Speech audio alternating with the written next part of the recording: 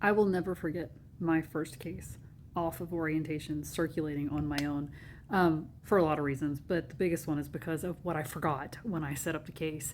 I was right off orientation and I did my orientation in an ASC, which is not ideal, but my introduction to the operating room was in an ASC, things very fast, and had to be on my own independent very quickly.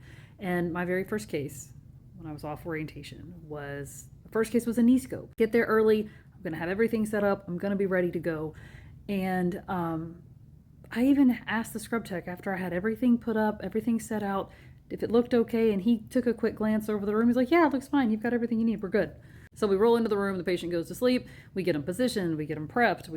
Start draping, do all the things. And the scrub starts throwing all of the cords and things off the field. And I'm plugging in camera and light and all this. And all of a sudden, the suction tubing flies over the field at me.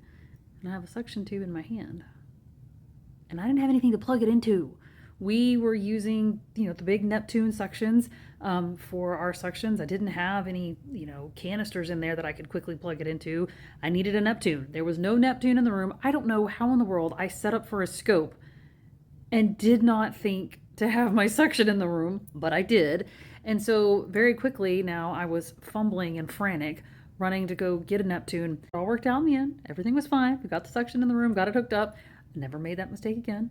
And but yeah, that's just the story of my very first case that I circulated on my own.